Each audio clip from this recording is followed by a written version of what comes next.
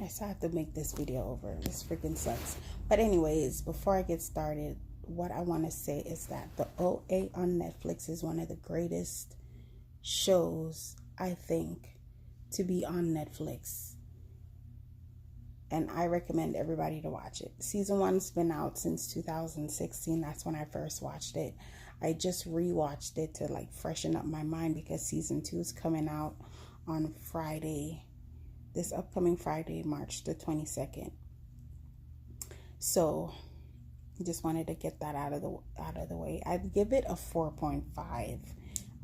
4.5 out of a 5 because, like I said, it is amazing. Like, you have to be into the sort of supernatural, anything can happen type of shows to really find the true value in it. It's a fresh concept. There's not many shows, surrounding, near-death experiences, which is not actual near-death because they actually died multiple times in the show. So basically, it is about this girl. She calls herself the OA, which later on you'll understand that it stands for the original angel. She has many names. Her first name was Nina when she was smaller in Russia before she got adopted by the Johnsons, and then they changed her name to Prairie. And then when she was kidnapped and all the stuff started happening, she was given the name the OA. So like I said, she's been kidnapped for 7 years. She was blind when she was kidnapped, but when she was returned, she had full sight. So basically, it starts off with her running across the bridge and jumping off. And then her parents find her. And, everybody's like, she's crazy and whatnot. So she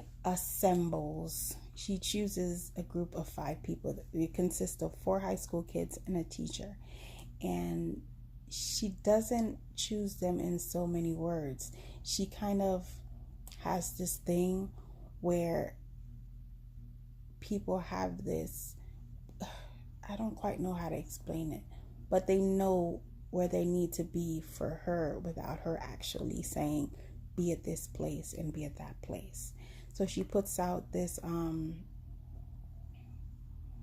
her parents were getting ready to like lock her up or something, and she puts out this quick message on YouTube, and she doesn't mention any names. She just says, be here at this time to do whatever. And these people mysteriously showed up. So they're there, and she's explaining to them her full story of where she's been for the 7 years and what happened to her, what she needs them to do, and why, basically. So she explains that she was born in Russia, her parents died, she lost her sight in a car accident, and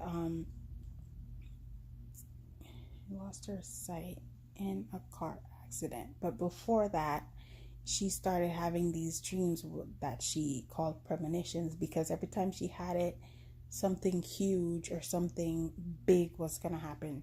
She doesn't know. Well, you can tell now that it's something negative when she has these premonitions, because each time it was always something bad. So she kept having these dreams over and over and over, and then she had the car crash. Then she lost her sight. She got sent to America to live with her aunt, and then the Johnsons adopted her and named her Prairie. She had another premonition with the number 21, and she took it as her dad was still alive and he's coming to meet her when she turns 21 at the Statue of Liberty. And in actuality, that's how she got kidnapped, is that this guy Hap was there, and he's the one kidnapping people with near-death experiences. And with her, it was a coincidence, because the other people that he has kidnapped in his basement, he sought them out. Like, she was just like randomly there. Like he knew nothing about her. So that's what her premonition was telling her, like, this is gonna happen to you. But she herself doesn't know that it was something negative that was gonna happen. So he held them hostage. Her, this guy named Homer, who she fell in love with, two other women, and another guy. And doing experiments on them to try to record some death sound that he thinks happens when they die. And he kills them, he drowns them actually over and over and over, but he uses this gas so they don't remember what happens in experiments. So they don't know until they get smart and say, we need to stay awake, and we need to be alert when he takes us so we can finally find out what he's doing. So in each time the OA dies, she meets this being named Khatun, and she always gives her a choice, like, stay with me or stay here and you can have this, or you can go back. So she always chooses to go back every time, even when she says, your dad's here, you can be with your dad, but she chooses to go back. And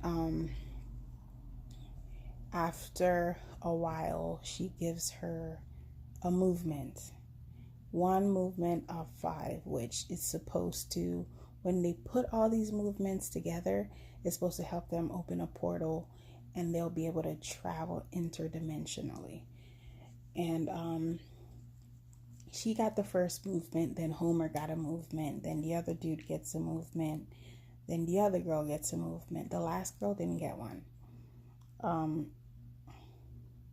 So Hap, while they're sitting there learning all the movements, he's there watching them and learning the movements too. And one day the officer snuck up on him and saw him watching them on the monitor and pulls his gun. So he's like, you know what? They can heal your wife. If they heal your wife, you just let it go and blah, blah, blah. So he chooses the OA and Homer, and they perform their little ritual and helps his wife. And lo and behold, the wife is talking to them and telling them of the story of when she was little and she met this little girl, and the little girl gave her something to give to 2 captive angels. And it was the final movement, the 5th and final movement, which is, it was such a coincidence. Like, I think that kind of goes to where there is, what my belief is, of there being no free will. Like, everything is written down, what's going to happen at this time and this time and this time, because it's just so weird that it happens that the guy snuck up on him. The guy has a sick wife, and he has these people in his basement that can help him, and lo and behold, the person that they're helping gives them what they've been waiting for. So it's just all, amazing, basically. So, after they help her, the husband's all happy. He goes and he's hugging her, and then Hap just kills both of them. And he grabs DOA and he abandons her on the side of the road, because now he has the last move and he can use the other people to travel. He doesn't need DOA. So he gets rid of her. And that's how she was found, after he gets rid of her. And she spends the whole show trying to teach these people these new movements so he can help her get back to where she needs to get to find Homer. So in the final episode now, like I was saying, I believe it's not just them that knew about these movements and this traveling. If you watch it, you know that Hap's colleague knew about it and he almost killed him over it. And the OA has this, he's not a therapist, he calls himself a listener. And she's been talking to him kind of like a therapist, basically. And I believe he knows too, because after the OA was caught with everybody in that abandoned house, they kind of went off to a hotel to just to get away from the neighborhood. And one of the kids, Alfonso, went in her house and he found a bunch of books that kind of mimic the story that she was telling if you put them all together. And randomly, that FBI listener guy was in the house.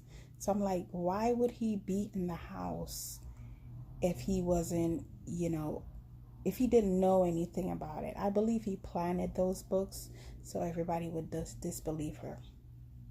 So in the last few minutes, the group of kids are in the cafeteria eating, and the teacher was packing up her belongings to leave because she's been fired.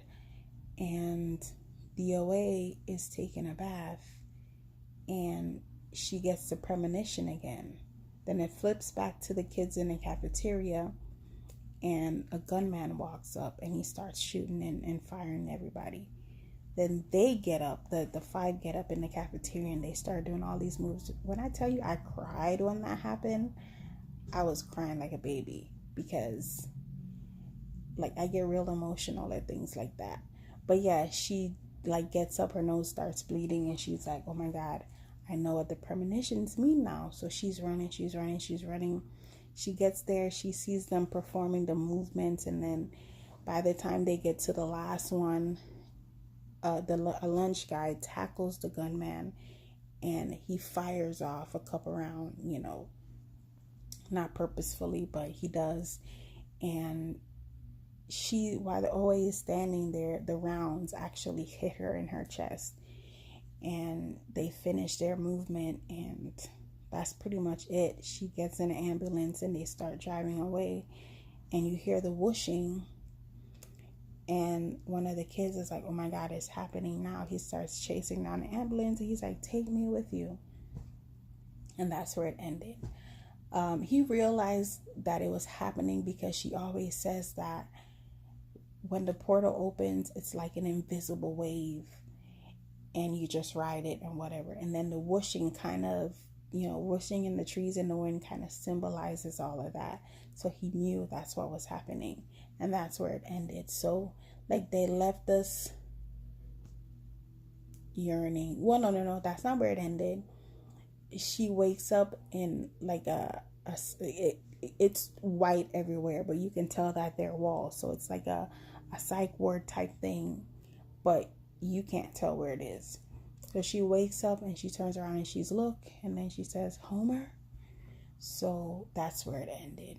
So now we know that she's found Homer, but we don't know where she is. So season 2, March 22nd, like I can't wait. Like this show, like it's mind blowing. Like I said, it's simple. Everything is clean. There's not a billion things going on at one time in one scene. Everything is focused on what it needs to be focused on, and the directing is amazing.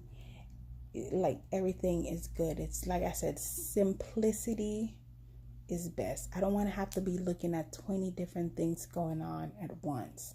I like when the story is clean, and I like when things are easily understandable, which they are. Like this show is going to be big on Netflix. I can tell, but I can tell that not a lot of people are really into it. It took them 3 years to come back with season 2, and I've been waiting all of those 3 years. So yeah, we'll definitely see. I definitely going to do an update on season 2, but I'm pretty sure it's going to be just as amazing as season 1.